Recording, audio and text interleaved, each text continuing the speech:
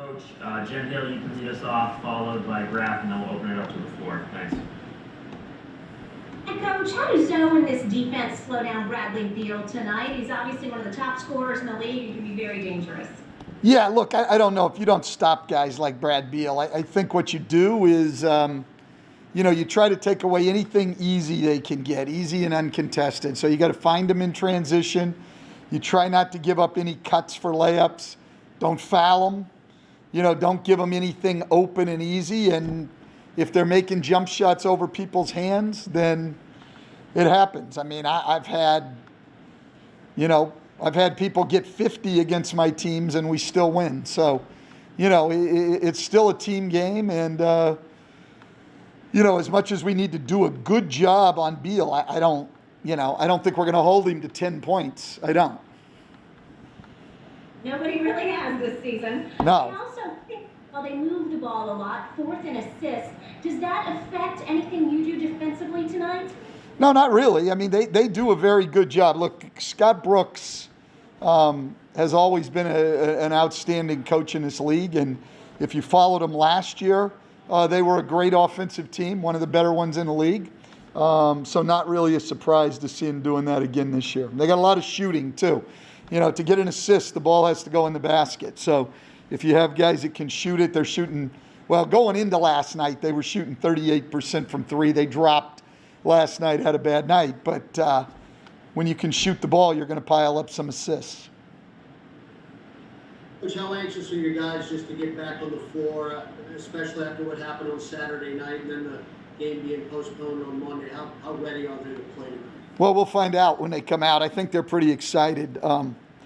It seems like it's been a long time. In a season like this, when the games bunch up, you really notice when you've got a couple of days off. So I think our guys are ready to get back at it, and we'll find out how they play starting in a couple hours here. Now, you talked about Beal and the way that they score the ball, but now they are shorthanded. Does that change your strategy in any way, or you just got to play them as if they were full strength here? Yeah, you play who's out there. I mean, look, we just went through it with Minnesota. So I actually don't like it, to be quite honest. I don't like playing people shorthanded. I don't like what it does to players' minds and things like that at times. So I would rather they have their team here, but they don't, and you've got to play who they have.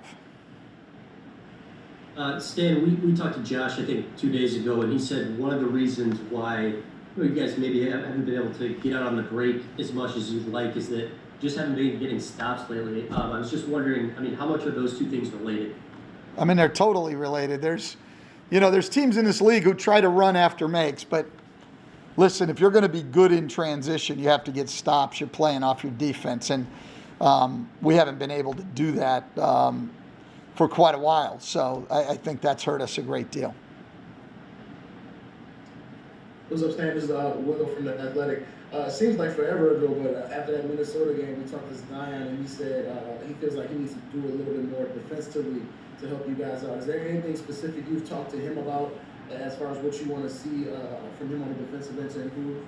Well, I think where he's really got to improve, and I think he would say this, is off the ball. So, being in to help and then getting out to close out, that's been the challenge. Listen, Zion's a big guy, and he's having to guard perimeter players with us. Still more comfortable around the basket. So this is a big adjustment for him to get out on the perimeter. Probably had his best defensive practice of the year yesterday. I thought he really, really worked at it.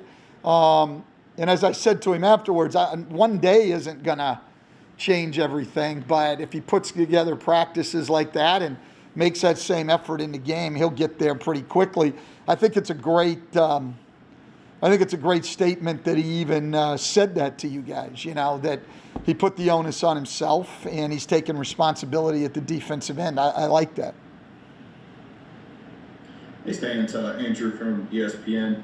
A couple of your guys were in trade rumors yesterday. Their names kind of got brought out there. When that happens, I know it's the basketball is a business thing, but do you say anything to those guys during the season, or is it kind of understood that things like that are going to happen sometimes? No, I say something to them.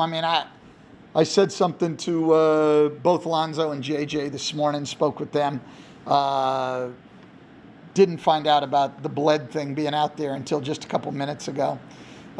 So, yeah, I mean, I don't like it. Nobody likes it. You don't like distractions. But the bottom line is we have distractions all the time. I mean, you know, it's trade rumors, it's COVID, it's family, it's, you know, whatever it is. I mean, other voices. I mean, there's always distractions. And a big part of, you know, being successful in this league is being able to block out those distractions and go out and do your job.